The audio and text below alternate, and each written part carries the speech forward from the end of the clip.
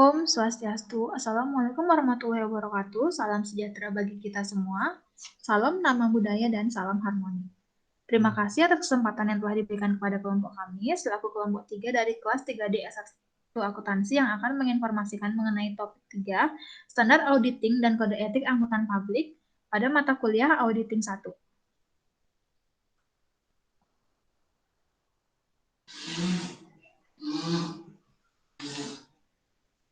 Nah, sebelumnya pasti sudah banyak sekali yang mendengar pepatah tak kenal maka tak sayang. Oleh karena itu, alangkah baiknya kita memperkenalkan diri terlebih dahulu.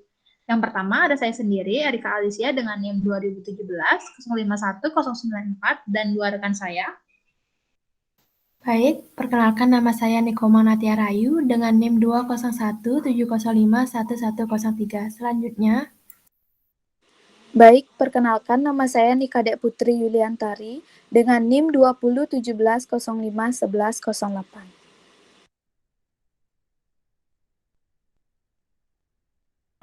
Next.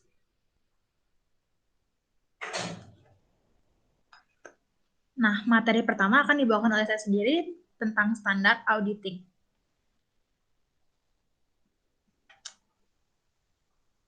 Next.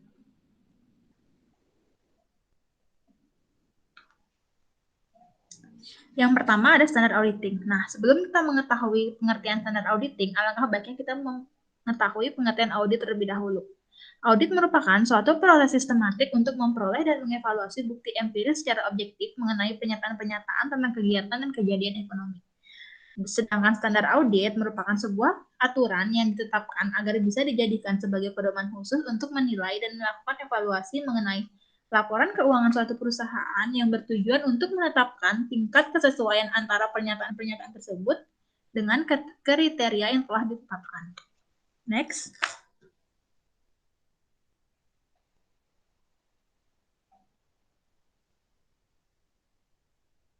Standar auditing dibagi ke dalam 10 bagian. Nah, yang pertama itu ada kompetens atau suatu hal yang mengharuskan keahlian. Pada bagian ini, standar audit ini masuk ke dalam standar umum. Dalam melakukan sebuah audit, tentu harus dilakukan oleh seseorang dengan keahlian dan juga pelatihan teknis yang cukup. Karena seorang auditor diharuskan untuk bertindak sebagai seseorang yang mahir dan dalam bidang akuntansi. Yang kedua ada independence atau tidak terpengaruh. Nah, pada bagian ini, seorang auditor sangat penting untuk bersikap independen, sebab independen dalam hal ini yaitu tidak mudah terpengaruh oleh pihak manapun. Adanya sikap intelektual dan jujur perlu dijunjung tinggi oleh seorang auditor. Yang ketiga, ada dual professional care atau tingkat keprofesional. Maksud dari standar ini yaitu adanya sebuah sikap cermat dan seksama. Seorang auditor di sini harus memiliki keterampilan dan mampu mengembangkan keterampilan tersebut. Yang keempat, ada adequate planning dan proper supervision. Nah, pada bagian ini, standar audit termasuk ke dalam standar lapangan pekerjaan. Standar audit ini dalam kategori ini berisi mengenai sikap dan juga pengetahuan seorang akuntan publik. Tentunya hal ini bersangkutan dengan skill yang ada. Yang kelima ada pemahaman yang memadai atas struktur pengendalian intern. Nah, pada bagian ini, standar pekerjaan yang ini berhubungan langkah atau strategi dalam melakukan pekerjaan. Ilmu yang ada akan membedakan hasil dari audit yang dilakukan. Dan seorang auditor di sini tentu harus memiliki pemahaman yang mendalam tentang pengendalian intern, baik itu prosedur maupun desain tentang laporan keuangan. Yang keenam ada bukti audit yang kompeten. Pada bagian ini, sebagai hasil untuk melakukan evaluasi harus ada sebuah bukti. Dari analisis laporan keuangan tentu akan menghasilkan suatu pendapat. Next.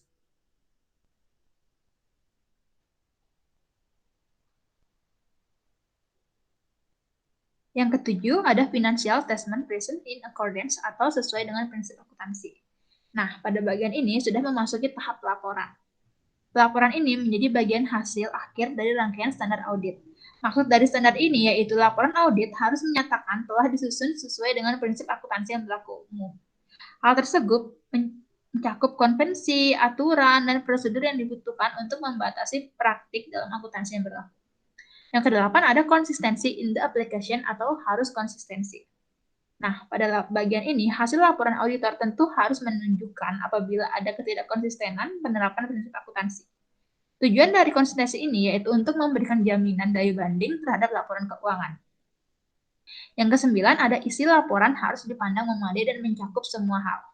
Nah, pada bagian ini, standar audit ini merupakan laporan keuangan yang harus sesuai dengan prinsip akuntansi yang memadai.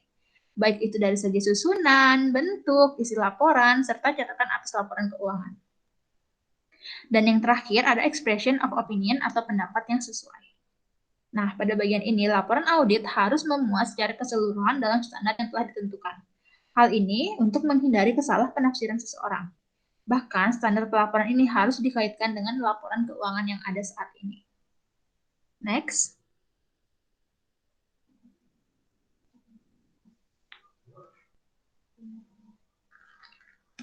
Materi yang kedua ada hierarki standar auditing atau bagan standar auditing.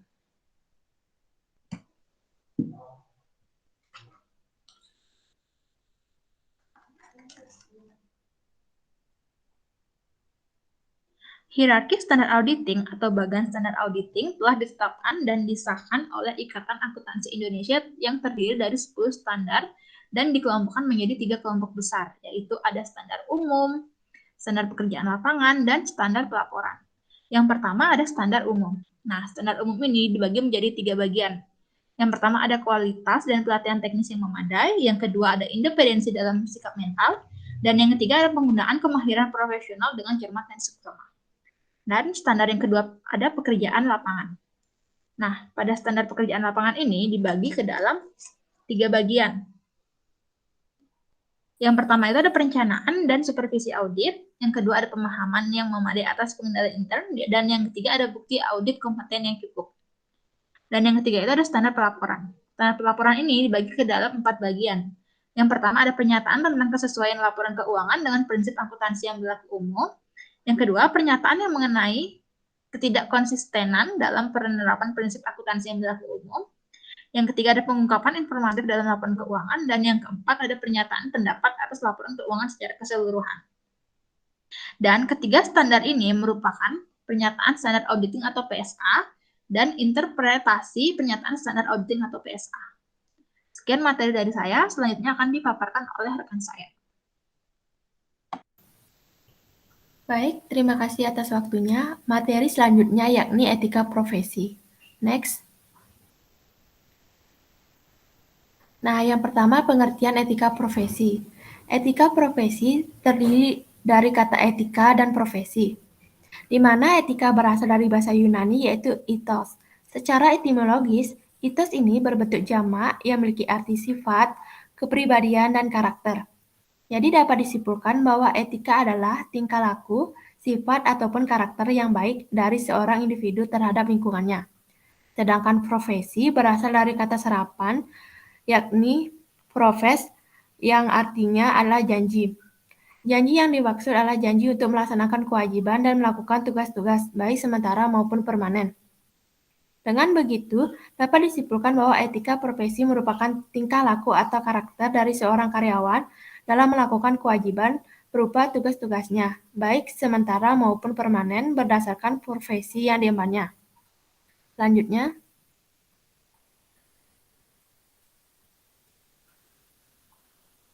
ada prinsip etika profesi.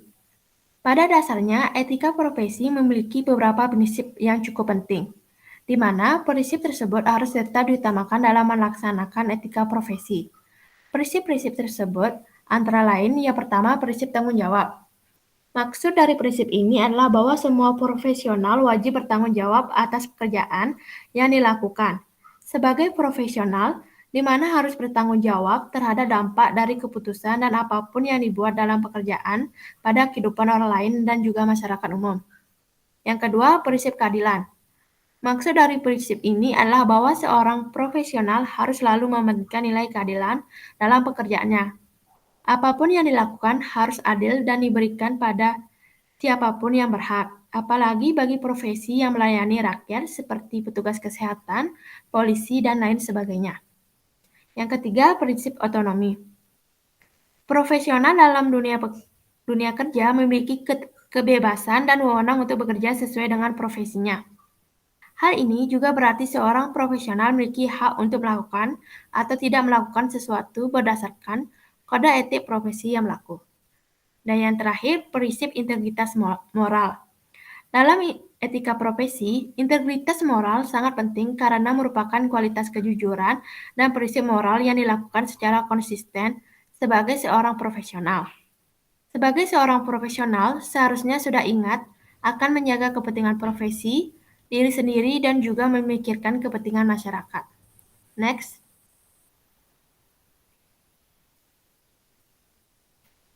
Selanjutnya ada manfaat etika profesi. Dalam melaksanakan etika profesi yang baik dan benar, tentu bisa mendatangkan banyak manfaat, terutama dalam sebuah perusahaan yang mengutamakan nilai-nilai etika tersebut. Beberapa manfaat yang bisa didapatkan, antara lain yang pertama meningkatkan tanggung jawab, 2. Menekankan prinsip profesionalitas, 3. Menciptakan ketertiban, 4. Mencegah campur tangan dari pihak lain, 5. Melindungi hak pekerja, dan yang terakhir membantu penyelesaian masalah. Next.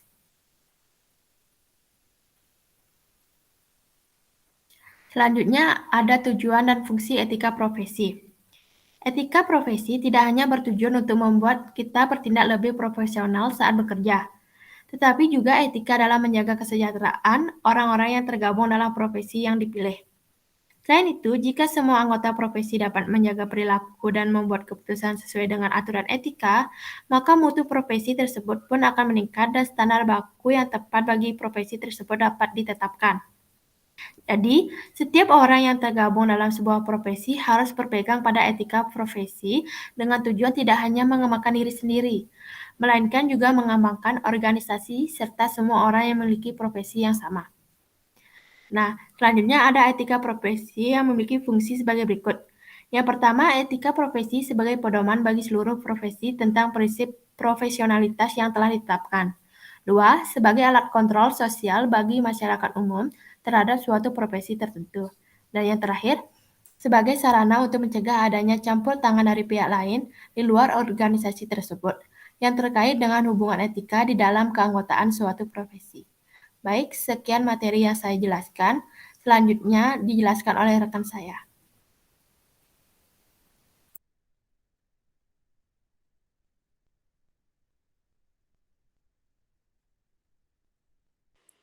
Baik, terima kasih atas waktunya. Di sini saya akan melanjutkan materi yang keempat, yaitu mengenai independensi, integritas, dan juga objektivitas. Materi yang pertama akan kita bahas yaitu mengenai independensi. Independensi adalah keadaan bebas dari pengaruh, tidak dikendalikan oleh pihak lain, serta tidak tergantung pada orang lain. Independensi dalam audit berarti cara pandang yang tidak memihak di dalam pelaksanaan pengujian, evaluasi hasil pemeriksaan, dan juga penyusunan laporan audit. Sikap mental independen tersebut harus meliputi beberapa aspek seperti berikut. Yang pertama, yaitu independen in fact, yaitu independen senyatanya yang merupakan keadaan di mana seorang auditor harus mempunyai kejujuran yang tinggi. Kemudian yang kedua, yaitu independen in appearance, yaitu independensi dalam penampilan yang merupakan pandangan dari pihak lain terhadap diri auditor sehubungan dengan pelaksanaan auditor. Auditor harus menjaga kedudukannya sedemikian rupa sehingga pihak lain akan mempercayai sikap independen tersebut. Dan yang ketiga, yaitu independent incompetence, yaitu independensi dari sudut keahlian, yang berhubungan erat dengan kompetensi atau kemampuan seorang auditor dalam melaksanakan dan menyelesaikan tugasnya. Kemudian selanjutnya, yaitu upaya mengenai pemeliharaan independensi. Yang pertama, ada kewajiban hukum. Yang kedua, yaitu standar auditing yang berlaku umum. Yang ketiga, yaitu standar pengendalian mutu. Yang keempat, yaitu komite audit. Yang kelima, komunikasi dengan auditor pendahulu. Dan yang terakhir, yaitu penerapan prinsip akuntansi. Kemudian materi yang selanjutnya yaitu mengenai integritas. Integritas adalah sikap jujur, berani, bijaksana, dan tanggung jawab seorang auditor dalam melaksanakan proses audit. Integritas merupakan kualitas yang melandasi kepercayaan publik dan merupakan patokan bagi anggota dalam menguji semua keputusannya. Integritas dapat menerima kesalahan yang tidak disengaja dan perbedaan pendapat yang jujur, tetapi tidak dapat menerima kecurangan prinsip. Dengan adanya integritas yang tinggi, maka seorang auditor akan meningkatkan kualitas hasil pemeriksaannya. Menurut Amin Wijaya Tunggal dalam bukunya yaitu Pedoman Pokok Audit, menyebutkan beberapa prinsip integritas antara lain. Yang pertama, seorang auditor harus melaksanakan pekerjaannya dengan kejujuran, kerajinan, dan juga tanggung jawab. Kemudian yang kedua, auditor harus mengamati hukum dan melakukan pengungkapan yang diharapkan hukum dan profesi. Kemudian yang ketiga, seorang auditor tidak boleh secara sengaja menjadi pihak yang terlibat dalam suatu aktivitas yang ilegal atau melakukan tindakan yang melanggar profesi audit internal atau organisasi. Yang keempat, yaitu seorang auditor harus menghormati dan memberi kontribusi kepada tujuan organisasi secara sah dan juga etis. Kemudian materi yang terakhir yaitu mengenai objektivitas. Objektivitas adalah kebebasan sikap mental yang seharusnya dipertahankan oleh seorang auditor dalam melakukan pemeriksaan audit. Dan auditor tidak boleh membiarkan pertimbangan auditnya dipengaruhi oleh lingkungan sekitar tempat auditor tersebut bekerja, atau bahkan tidak boleh membiarkan pertimbangan auditnya dipengaruhi oleh orang lain walaupun mempunyai hubungan kekerabatan yang sangat erat dengan auditor tersebut. Sehingga, objektivitas mengharuskan seorang auditor melakukan audit dengan objektif sehingga kejujuran atas hasil audit tersebut dapat diyakini dan bukan merupakan hasil kompromi yang dapat menimbulkan konflik di dalam manajemen itu sendiri. Menurut Amin Wijaya Tunggal dalam buku Pedoman Pokok Audit, menyebutkan beberapa prinsip objektivitas antara lain, yang pertama, tidak berpartisipasi dalam setiap aktivitas atau mempunyai hubungan yang dapat memihak atau dianggap memihak terhadap pertimbangan mereka yang tidak memihak. Yang kedua, auditor internal tidak menerima apapun yang dapat mempengaruhi pertimbangan profesional atau professional judgment mereka.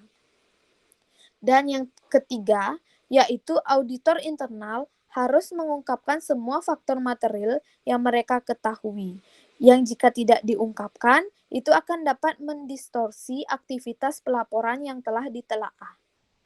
Sekian materi yang dapat saya sampaikan. Waktu saya kembalikan kepada moderator. Baik, terima kasih. Sekian pemaparan materi yang dibawakan oleh kelompok kami. Mohon maaf apabila ada kesalahan kata yang disengaja maupun tidak disengaja. Karena tadi saya buka dengan salam, alangkah baiknya saya tutup dengan salam juga. Om Santi Santi Santi Om. Assalamualaikum warahmatullahi wabarakatuh. Salam sejahtera bagi kita semua. Salam nama budaya dan salam harmoni.